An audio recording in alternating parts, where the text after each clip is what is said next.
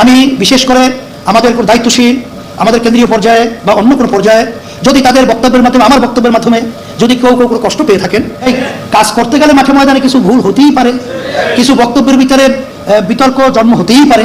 এই জন্য বিশেষ করে আমি ক্ষমা প্রার্থী। আমি জাতির কাছে সকলের কাছে আমি বিশেষ করি আমি বলবো, আপনারা আমাদের কোনো কথায় কষ্ট পেয়ে থাকলে আল্লাহ আমাদেরকে মাফ করে দেবেন। তাগুতের দালালের দালাল উনি আবার তোবা করছে, ভালো লাগছে, তোবা করা উচিত। আমরা বিশ্বের সুপার পাওয়ারের ভাই না, তোমার মতো পিটি রেগুলার ভাই টাইম আছে। আসসালামু আলাইকুম রহমতুল্লাহি ওয়া বারাকাতুহু। সম্মানিত দর্শক, চরমনাই পীরের দর ইসলামী আন্দোলন বাংলাদেশের আমির মুফতি রেজাউল করিম এবার জাতির উদ্দেশ্যে এক বক্তব্যের মধ্যে তিনি গোটা জাতির কাছে যদি তার দলের কোনো সিনিয়র নেতা কিংবা তৃণমূল পর্যায়ের কোনো নেতাও কিংবা তার বক্তব্যতেও যদি কারো বিরুদ্ধে কোনো রকমের কথা হয়ে থাকে কিংবা যদি দেশের আলেম সমাজের মনোব্রত কোনো কথা না হয়ে থাকে, সেই কথা যেহেতু দেশের স্বার্থে কিংবা জাতির স্বার্থে কাজ করতে গিয়ে মাঠে ময়দানে অনেক কাজই করতে হয়, সে সকল কাজ করতে গিয়ে অনেক সময় ভুল হতে পারে বলে তিনি দেশের সকল আলেম ওলামা কিংবা জাতির কাছে প্রকাশ্যে ক্ষমা চেয়েছেন। ইসলামী আন্দোলন বাংলাদেশের আমির মুফতি রেজাউল করিম। সম্মানিত দর্শক, একটি বক্তব্য নিয়ে ইতিমধ্যেই যখন সোশ্যাল মিডিয়াতে তীব্র আলোচনা ও সমালোচনার মুখে পড়ে ইসলামী আন্দোলন বাংলাদেশ, যেই বক্তব্যটি দিয়েছিলেন নায়েবে আমির মুফতি ফয়জুল করিম, সেই বক্তব্যকে উদ্দেশ্য করে সোশ্যাল মিডিয়াতে নানান রকমের আলোচনা সমালোচনা আসলে এক পর্যায়ে মীর পীর সাহেব চরমনাই নিজেই আমিরে ইসলামী আন্দোলন বাংলাদেশ তিনি জাতির কাছে ক্ষমা চেয়েছেন। যদি তাদের কাজের কোনো ভুলের মাধ্যমে কেউ কোনো প্রকার মনে কষ্ট পেয়ে থাকেন তাহলে সেজন্য তারা ক্ষমা প্রার্থনা করেছেন।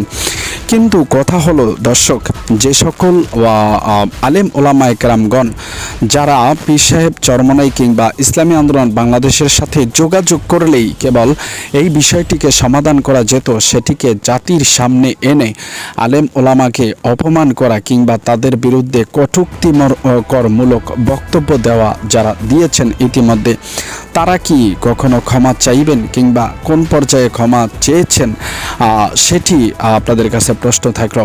আর দর্শক, সবচেয়ে বড় কথা হলো ইসলামী আন্দোলন বাংলাদেশ কাউকে খুশি করার জন্য কিংবা কারোর নীতি বাস্তবায়ন করার জন্য কাজ করে না।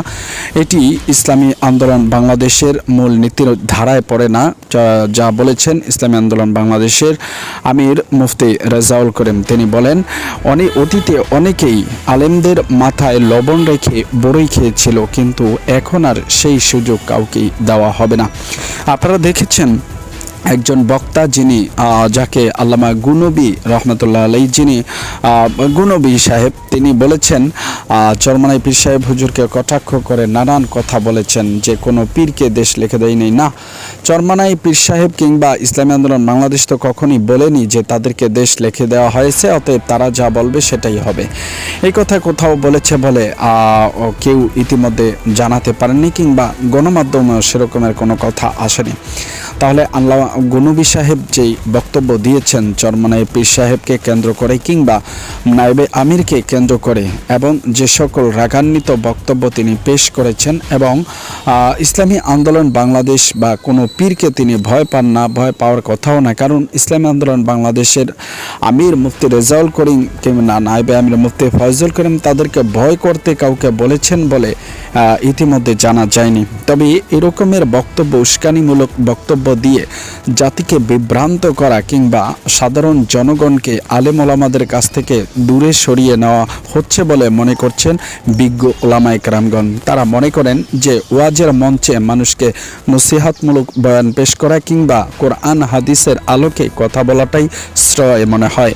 যদি অন্য কারো বিরুদ্ধে কোনো প্রকার ক্ষোভ কিংবা কারো বিরুদ্ধে কোনো প্রকার ইশকাল থেকে থাকে, সেটি সরাসরি তার সাথে কথা বলে সেটিকে মেট করা কিংবা যেহেতু এখনো পর্যন্ত দেশে মুরব্বী রয়েছে কিংবা এখনো পর্যন্ত আলেমুলামা একরামগণকে সারা দেশের মানুষ সম্মান করে, অতএব মুরব্বীরা সে সকল বিষয়ে যাচাই বাছাই করবে। এটি যাচাই বাছাই করার দায়িত্ব স্টেজ নয় কিংবা মাহফিলের ময়দান অথবা ওয়াজের ময়দান নয় বলে অনেক বিজ্ঞ আলেম ওলামা একরামগণ মনে করে। দর্শক, আপনারা কি মনে করেন সেটি সেটি কিন্তু অবশ্যই জানাতে পারেন কমেন্টস বক্সে। আর এরকম নিত্য নতুন ভিডিও পেতে অবশ্যই চ্যানেলটিকে সাবস্ক্রাইব করে দিবেন। আজকের মতো এখানেই বিদায় নিচ্ছি, দেখা হবে অন্য কোনো ভিডিওতে। ততক্ষণ পর্যন্ত ভালো থাকুন, সুস্থ থাকুন। আসসালামু আলাইকুম রহমতুল্লাহি ওয়া বারাকাতুহু।